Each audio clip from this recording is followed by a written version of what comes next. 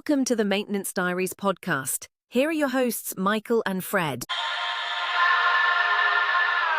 Let's go!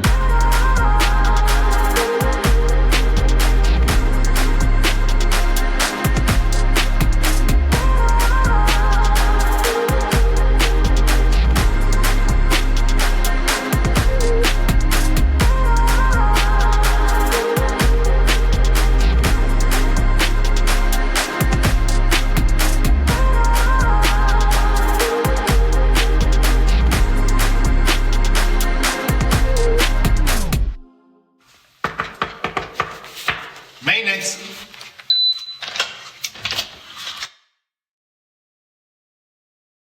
Welcome back to another episode of the Maintenance Diaries.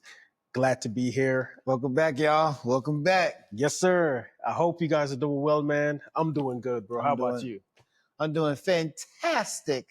Fantastico. Man, good to see you, man. Good to see you. I'm your host, Michael. And I'm Fred. And Yes, today sir. we're going to be pulling back the curtain on a very good topic of why good maintenance techs leave, supervisors leave, frontline staff walked away from this industry. We'll break down the real reason people leave and the cost of turnover and what can be done to retain good employee, because employee retention is very important. That's facts. Yes, sir. So what are some of the real costs of losing a good maintenance tech or office staff or supervisor, anyone in this industry? Yeah, some of the losing costs, the average turnover costs per employee, that will be the new hires, Right. is between 5 and 10K, right? $5,000 and $10,000. Right. So it costs you more to lose an employee than it is to retain that employee, right? Mm-hmm. And also the hidden cost with that is you have slower repair on the maintenance side. You also have customer dissatisfaction. True. Or resident dissatisfaction, because now work orders are not going to be completed in a timely manner. Facts. And also, on top of that, some residents have a favorite maintenance technician that they like coming in their home, right? Facts. So now they see somebody new. They don't want to.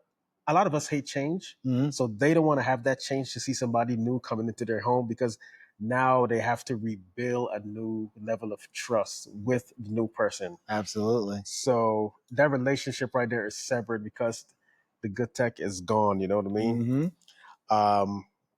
Also, the ripple effect of how one departure from one of the teams, from either the leasing office or the maintenance staff, Yeah. and also corporate, it can affect the entire complex. That's true. And I definitely agree with you, because even to this day, Yeah. I can contest for a fact that I still have residents that have my phone number when I worked with them years ago, still call me and wish, like, man, I wish you were over at our property, because half of the things that I know that you would have gotten done, they're not getting done.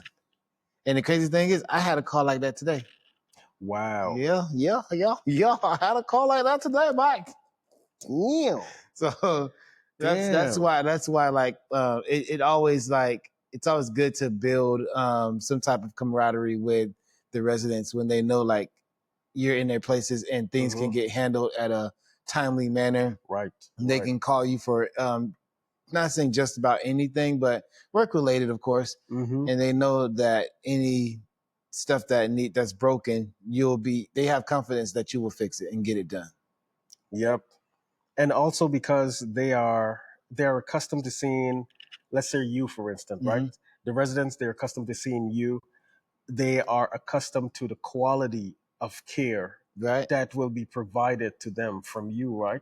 So now when a good tech such as yourself leave, then you have to the company have to get a brand new tech to come in and build that relationship again. Right. And once company loses great people, they actually lose a lot of trust with the residents, because the residents now Yeah. would say, if you cannot keep good workers, how are you going to hmm keep the prestige of the building? Right. And how can we have confidence in you that our stay here is going to be a great one?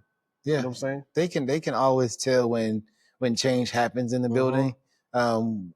Either their favorite person left or Yeah. somebody that they can trust that can get things done.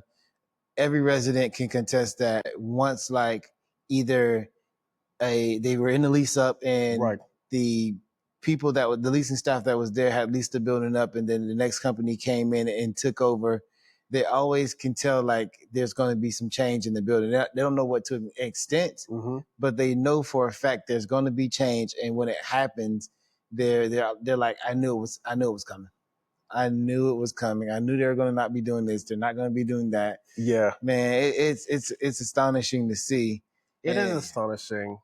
and Not. then, Uh-huh. oh, sorry, my bad, Mike. Oh no, you got it. I wanted to kind of go back a little bit and talk about one of the key points that you said. Yeah. When it came to, um, we talked like the ripple effect, like when we say Mm-hmm. how things happen, but the cost, like if they're averaging, if that how much it costs to bring a person in and hire a person, train a person, 5 to 10K. If you've created longevity with that company, Right. why not invest that money back into the employee that's spending the time there? Mm-hmm. 5 years, 10 years, for every year that person has Right. stayed and did their job. Why Yeah. not just use that money and invest back into your employee? That is what the company should do, because you have a great employee and you let that employee go because, let's say, the employee decide to maintenance technician or leasing agent decide to look for a new job outside of the one that they're currently working at, right? Yeah. Before you let them go because they're looking for something, ask them why. Right. Always ask why. Mm. You know, why do you want to leave us? What can we do to make you stay? Mm-hmm. But you would let them go because a lot of owners think in their mind that when that person is gone and they post that position on the job board, Right. somebody's going to come like that. Mm-hmm. And you can have someone that can come with all of the credentials on paper, Yeah. but the personality suck, the character is trash, Right. and the residents don't like him. Mm-hmm. And now the residents say, hey, I stay here.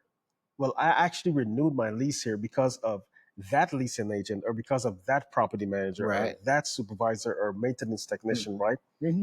And a lot of residents renew their lease because of the quality of service they get Yeah. from the staff, Right. right? So instead of posting the job online to waste another 5 to 10K Mm-hmm. to hire somebody, because you have to do onboarding, you have to do training, you have to do drug tests, all that stuff costs money. Yeah. Why not add those dollars that you would Yeah. let out the window by trying to hire somebody else, add it to the pay of the employee? Because the reason why they're That's true. leaving is not only because the culture might be bad, Mm-hmm. but also because the pay sucks. Yeah. And And right. they need better wages. So why not invest the money that you would spend to get somebody to bring them, you know what I'm saying, to bring them in, Mm-hmm. and just invest in the people that you already have and watch them go above and beyond for you and give you amazing results. And the results from the front office would be keeping the occupancy percentage at a stable number Yeah. because of the service that they're providing. The maintenance and supervisors giving amazing service Mm-hmm. to residents by completing the task on time, Right. and not only complete the task on time, but also the relationship that they have built with the residents as well, right? So that is something that a lot of companies should do: invest in their employees. That I agree with. They should invest in their employees, but also too, like even when what I'm realizing, because I've seen this from time to time from people that have left the company due to whatever grievances, whether it's money, whether it's it just wasn't a good environment. Right. I they give you this interview at the end called an exit interview, and this interview, they're brutally honest. Like this is the moment for them to get it off. You know what I mean? It's just like, you know, not saying the middle finger to the company, but this is a moment to kind of cleanse their mind and say, hey, this is why I left. And I've noticed that whenever these people do that, it doesn't change in the company. Right. And I've even talked to a few people that had exit interviews, and they've given them, you know, the truth about how they felt, what they could have done better to keep them, things that they needed to have the tools to be successful in the position that they were in. Right. And none of those things happened. So they, you know, flat out told them what was going on. And even after they left, like you still didn't see any change or anything. And that's been on more than one occasion. Why don't these why these companies give you an exit interview in the first place and not expect them to change from hearing what you had to say about what could have been done better? I never see them do any change from that. And I think it's just weird. Yeah. And with the exit interview, a lot of companies, they would say, well, we hear you and we will do what we can to improve, and just let it go. Hey, Art, let's go ahead and get the new hires. Let's put they it out let there. it go for real. They let it go. It's They like let it go. it's like they read it and be like, huh. They let it go. So with that said, bro, Yeah. have you ever witnessed a good technician that left, and what happened afterwards with the company? I have, and then I have friends that are in the industry, of course, and I've heard things from them where, you know, they've had guys work with them, and then the supervisor was either a micromanager. Actually, I worked with a guy before, not me working with the guy, but my friend worked with the guy as well. Yeah. And they were both techs at the time. He's a supervisor now, but he had a friend that was working with him as well. And the supervisor was this, you know, micromanaging, overbearing person. Like in maintenance, you don't have to micromanage the team if you know they're doing a good job. But he came in guns blazing and was like, I need to prove myself. So, you know, he's micromanaging everybody. And he had a guy that just like couldn't take it anymore. And he like most of the time we look for another job. Most of the time. But for him to just say, I'm not doing this anymore. Here's my keys and here you go. I was like, wow. And then even when that happened, he told me that, you know, he let corporate know everything that was going on, why it was happening, and the issue just never got resolved. Which They never addressed it. Never addressed it. That's which crazy. in time made my friend leave as well. Man. And I'm like, wow. And he did the same thing. And fast forward, the guy's still there, still doing his thing, and nothing was done. And I bet you, bro, I bet you that anybody else that come after your friend is gonna notice the poor leadership. Yeah. And it's going to one of the downfalls of great companies is poor leadership, bro. Yeah. Yeah, it is. Definitely. And then besides that, what are some, like, you know, we got into micromanaging. I gave you that example. But what are some other reasons why techs end up quitting in the first place? We have discussed this in previous episodes that you guys should definitely check out. Check out that episode. But the two main things is pay and burnout. Burnout is a big one too. Burnout and fair wages. And I could elaborate a little bit. The responsibility of a maintenance technician is to do the work orders and do the upkeep of the building, right? Then you have the groundskeeper who's responsible for the grounds, the trash, if there are properties that have like dock stations, the groundskeeper is responsible for that, right? Right. Some properties you have the maintenance tech, who's a maintenance tech doing groundskeeper work and doing clerical work and doing things outside of the scope of what they're supposed to be doing as a maintenance technician, which was described in the job description. Thank you. Right.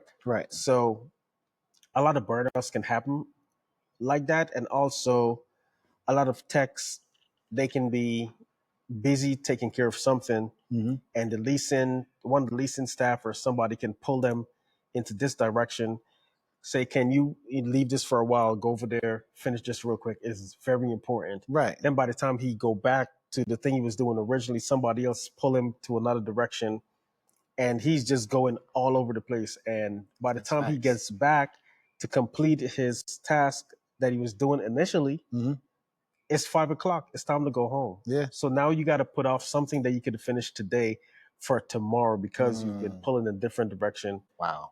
You have that happens too. Yeah, That does happen. and you're not being recognized or appreciated for the multiple hats that you wear.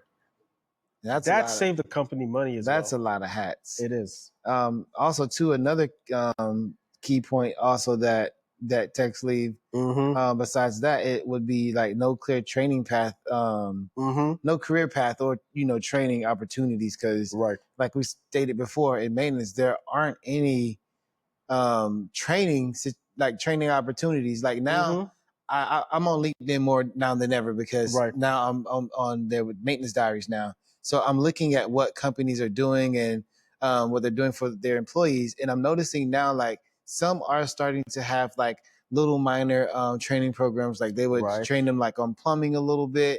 They're training them on a little bit of ACs. But those to me are given. You know what I mean? Those are given. Like you can easily learn those with no problem. I think to me a clear training path will also be to train these guys on the appliances. Yes, that's a big key to me. It's one of the things that I'm a very advocate for. Training on appliances, and then having a career path for those guys to excel past the maintenance supervisor, because it just dies with you right there. There's no corporate position for you with the up the ladder, and it's crazy how, like we said before, they don't consider maintenance supervisors part of that corporate ladder anyway. Like you're just like a glorified maintenance tech, and then we're going to keep hammering that every single time because those maintenance supervisors need to be put in that position where they can all kind of be on the same level and be seen as an equal, because they have to run the whole department themselves.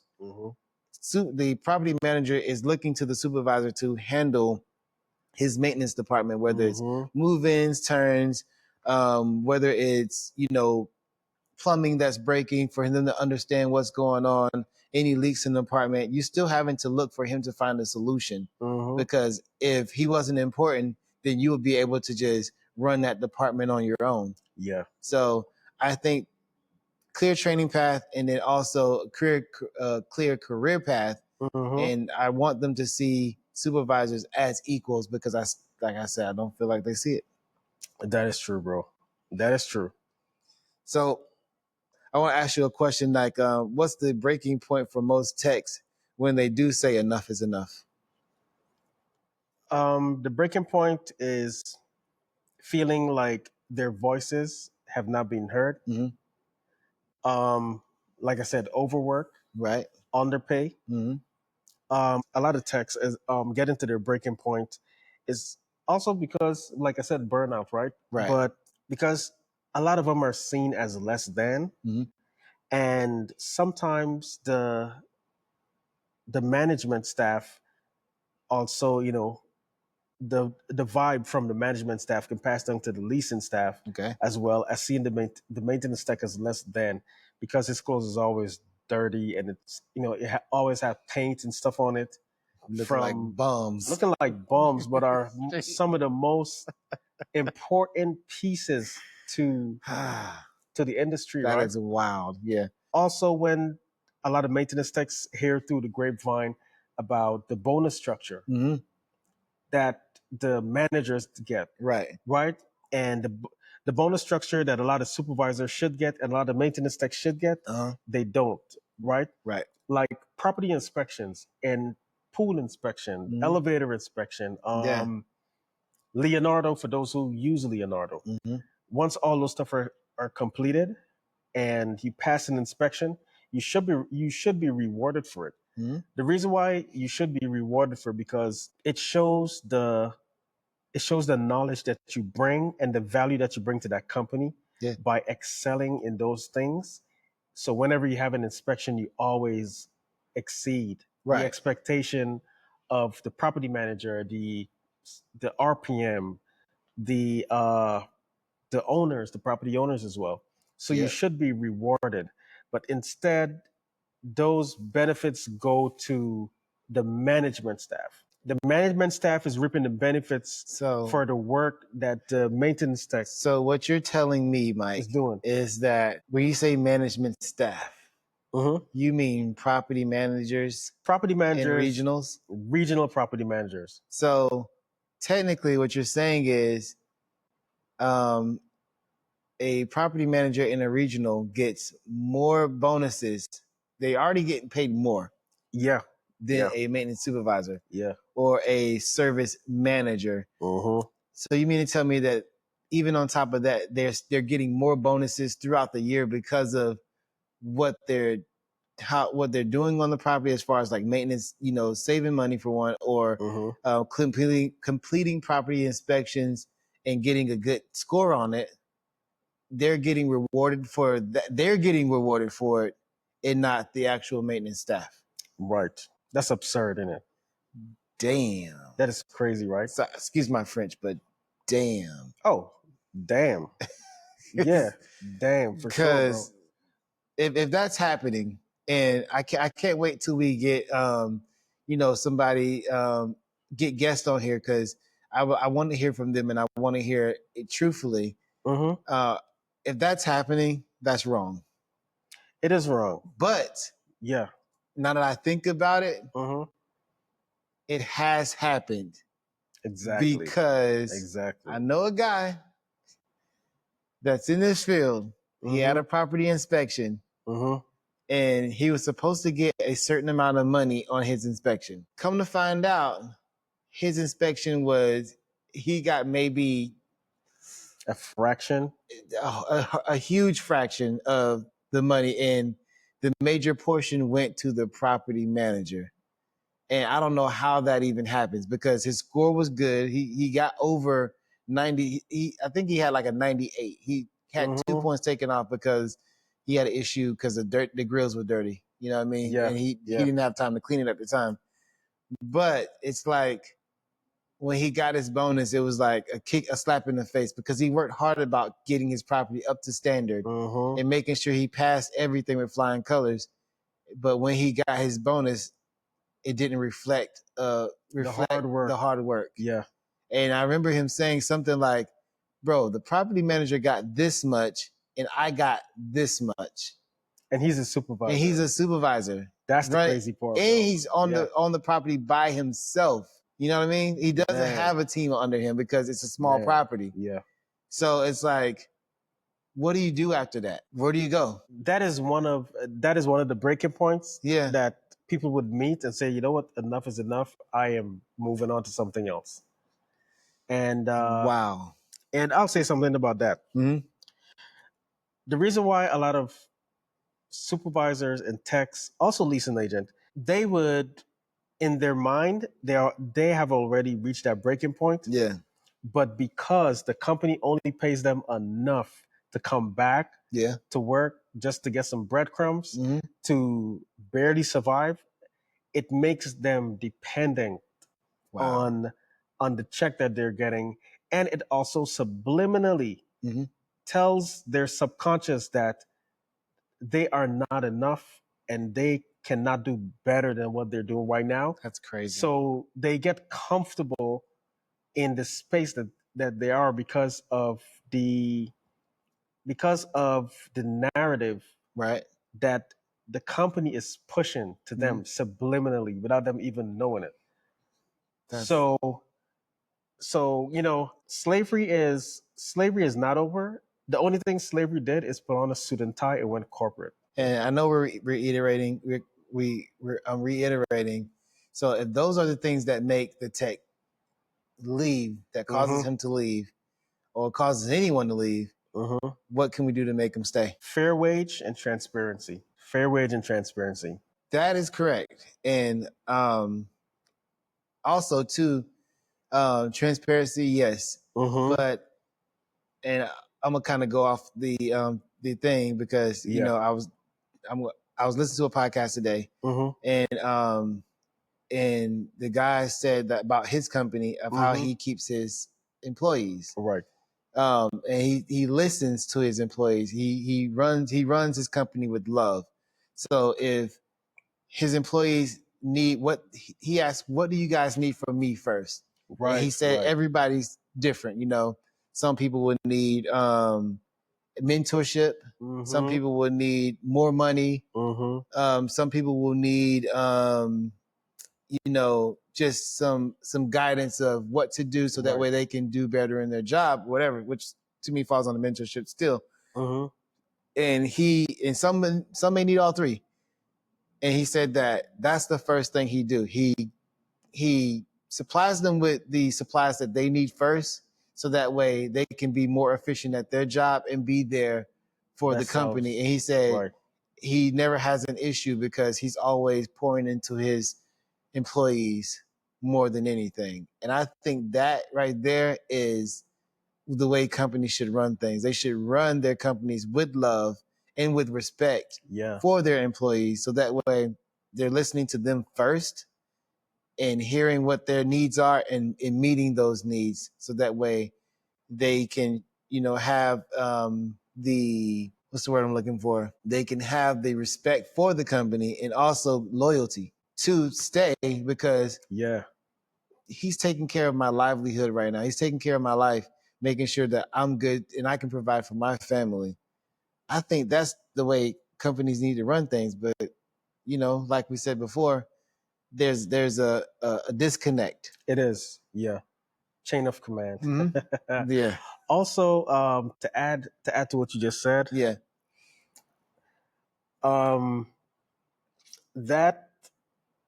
that should be the blueprint for how all companies should operate.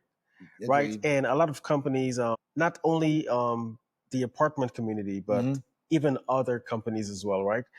Whenever they start off small, the core value is there. Right. They really invest in the employees, right? And in the beginning, they don't have some of the business owners that started these business didn't have enough money to pay those employees. So they ask those employees to trust them and trust in their vision, right? And help them to make that vision come to a reality and to see it through. And they would do everything that they can to pour out into the employee and to make that employee better and create that trust, which creates the loyalty, right? Right. And as the company grow and you start getting one investor here, another investor here, a shareholder here, a shareholder there, then the disconnect starts to happen, because now you have these people or other companies that has a lot of resources that can help you get to the next level before you invest the resources into your business by investing in your employees, because your employees is your business. You're not helping them to take care of their family only. They're helping you to take care of your family, because without them, there is no you, there is no business, right? But instead of that, owner continue to invest in their employees, because the employees have got him to this part now where he can sit down in a room with billionaires to actually attract them to invest into his company, right? He or she would turn around and try to please those investors now. So now it becomes profit over people. And the connection, the camaraderie, the love, and everything that was there, it just started to slowly dissipate. So if there's a connection issue between employee and the chain of command, how does good leadership change the game then? Like, where does good leadership start at then? If there's a disconnect, so how can we meet that chain of command to the good leadership changing from this person to this person to this person to this person? How does that change the game, and where does it start at? Good leadership starts with the person that is in charge. Because if you are, well, let me bring it to head of household, right? Right. Or a parent. In order for that parent to have amazing kids, they have to be amazing. In order for you to give love to your child, you have to love yourself. Because if you don't love yourself, then what do you have to give? Yeah. You know, what you don't have nothing to pour into that child to make that child grow up to become his best self or her best self, because you are not presenting your own self as best. You are not given a product that it's going to be successful and motivation to other people that look at you, right? Right. Because we are all a brand. Yeah. The best form of flattery is imitation. So if you have a product that is amazing, it attracts people. And for that to happen, the company owners need to ask questions.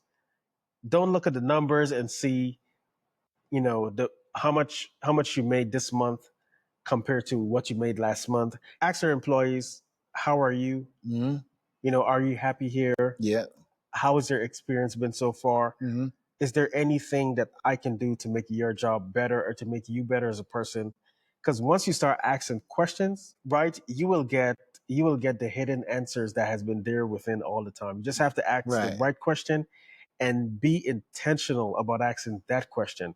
And don't ask the question to gain information to get the upper hand, but ask the question because you care, because you know that the investment you made into that employee, you want to see the healthy return of that investment. And the return of the investment is amazing growth.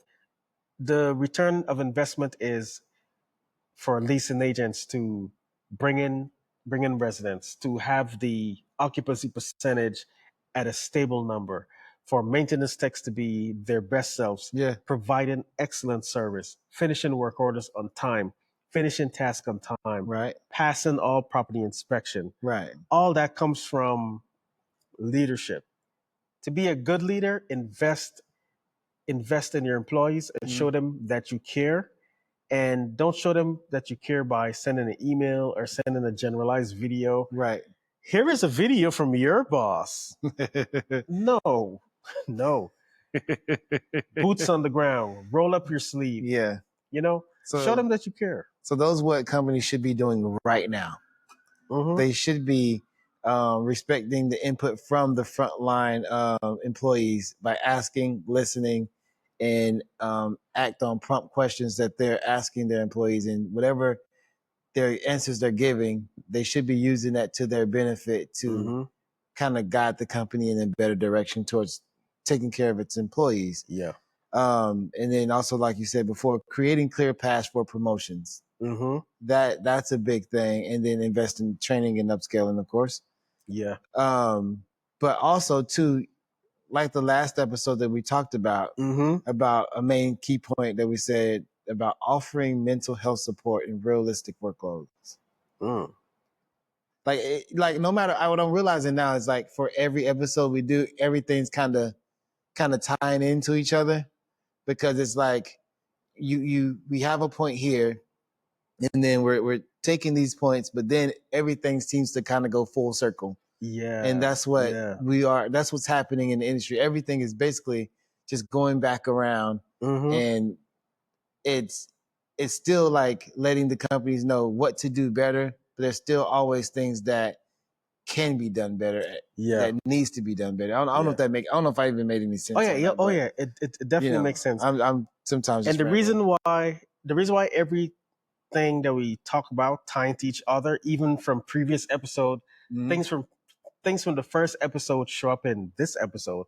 And things from the last episode show up in this episode, right? It just highlight the importance of the topic, the importance of the conversation, and why it needs to be said, why it needs to be heard, Facts. and why it needs to be reciprocated.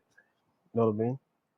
So at the end of the day, it's important, because if it was not important, it would never have that effect of all the loose ends keep tying itself together. That's true. You know what I'm saying? I'm following. It's I love it. I importante. love it. I love it. Okay, Yes, so sir. we got into what could corporate do now to, what should they be doing right now? Yeah.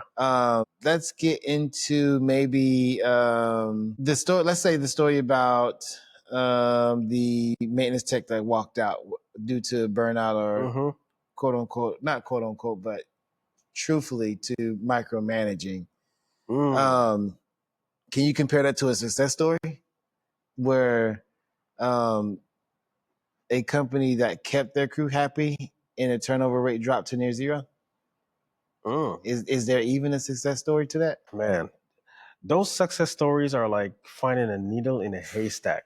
And it shouldn't be that way. No, it shouldn't be that way.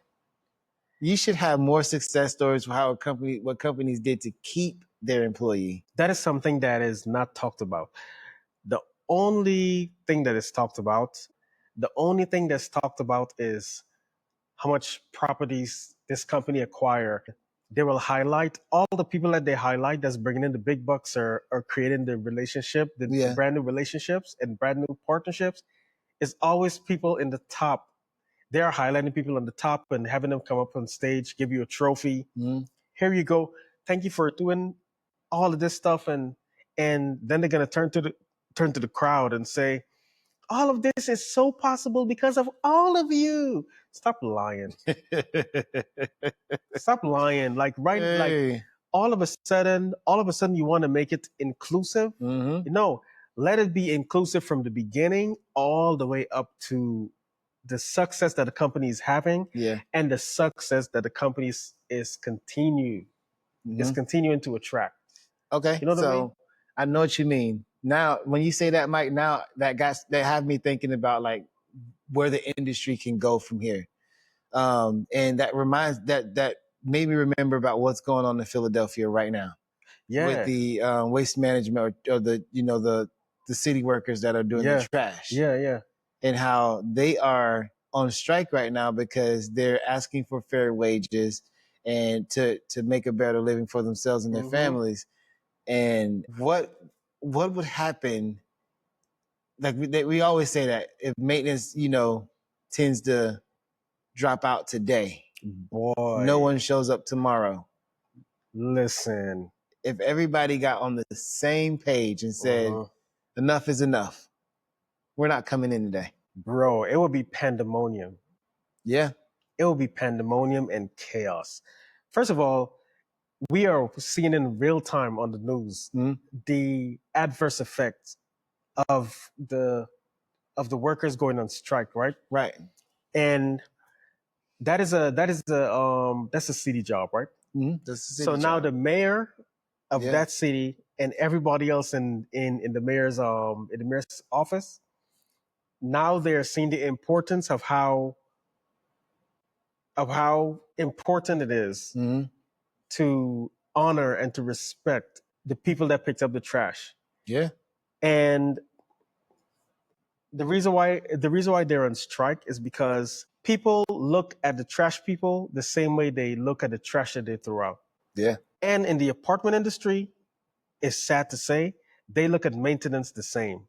Maintenance techs are likened onto trash people, the lowest, the bottom of the totem pole, but the most important, right? Right. And I hope that apartment owners and people in corporate, in the entire apartment industry, bro, they should look at that and take notes. Agree. Do not let that come to your front door. If that happens, do not let that come to your front door. You can avoid it by learning from that mistakes and applying what you've learned to make your house better. That's true. And I can agree with you 100%. Like, they shouldn't wait until the last moment because they may not see it now, but I can see something like that happening within this industry, because this is an I can see it industry too. that hasn't been changed for years. And when you have something like what companies are doing now, they're paying us less, asking for more, not giving us any type of beneficial discounts when it comes to living on site or stuff like that. It's bound to, the bottle is shaking up and it's, pressurizing, and it's bound to explode. Yeah. And when that happens, it's going to be a terrible thing. So, mark my words. It will happen, and it's going to happen. It's just a matter of time when it's going to happen. That's it. It's just a matter of when. Take notes, and don't let the situation that's going on in Philadelphia come to your front door. Yeah. Do something now. Do something now. Because in the apartment industry, there's already a shortage of maintenance tech. Yeah. And for maintenance technician, they feel less than because the company makes them feel less than. Because, like I said, maintenance technician are likened onto the people that pick up the trash, bro. That's right. That's the reason why the people in Philadelphia, they're on strike right now. Yep. And it is, bro, the negative effects, it is showing everybody why they are important and why they deserve the wages that they're asking for. Maintenance technicians deserve better wages. Way better. They deserve better wages. You know what I'm saying? So don't wait until the good set of maintenance technicians you have or the good set of leasing agents you have decide to up and leave. Because if they're up and leave, then they're going to realize the importance of maintenance technician and how the apartment company as a whole is going to start crumbling. Exactly. Bro. We are the foundation. Nothing moves. Nothing moves. Nothing moves. Nothing moves. And maintenance technician, don't let nobody feel that you are less than because you are not. Always remember this. The ball is in your court. Always. The ball is in your court. Once you see that and you start noticing your value, trust me, it can start with one place. If everybody decides to say enough is enough, things will change tomorrow. Man, it will change. And for property owners, don't wait until your employees are so disgruntled and they had enough. Because once they had enough and they reach that breaking point and they leave, you can make a job post the next day, hoping that somebody's going to come. But you would have techs that been in the industry, leave thinking about coming back. But because of how they were treated on the way out, they will never come back. Facts. And there's also a shortage of maintenance tech in the industry. Sure is. So the ones that you have, take care of them. If they're asking for better wages, grant them better wages, because think about this. If they live on property, give them an amazing discount on the apartment that they rent. Like, have them pay $500. $5 is good. You don't want to do free? Have them pay $5, because you can increase the wages of your employees, but they are still struggling to survive. And if they live on property, the wages are increased, but the rent keep increasing. It's not even just living on property. Bro. It's even living just on any property. Yeah, that is true. Whether they live on site or not.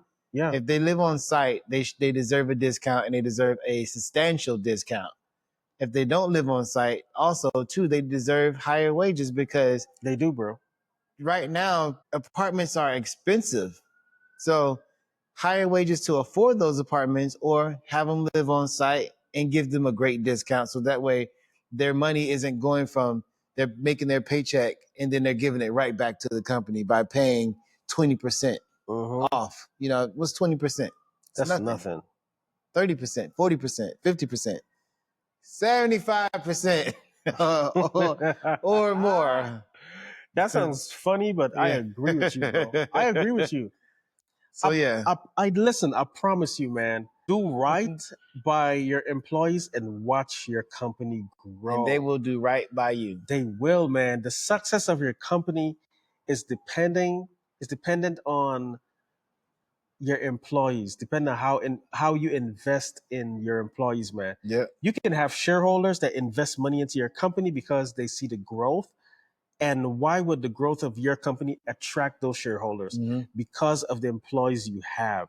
That's And right. you continue to treat those employees the way they ought to be treated and give them the respect and the value that they deserve.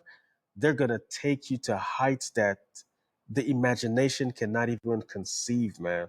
That's right. So invest in your employees and they will invest in you. Well said, Mike. Yes, sir. And with that being said,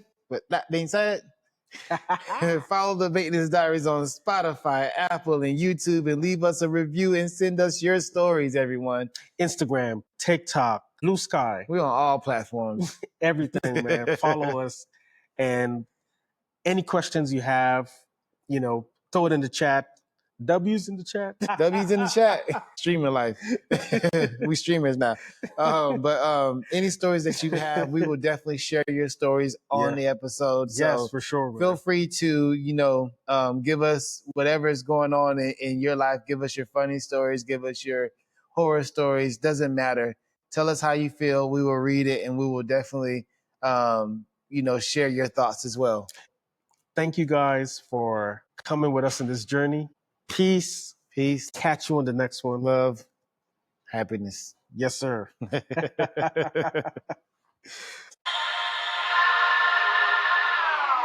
go.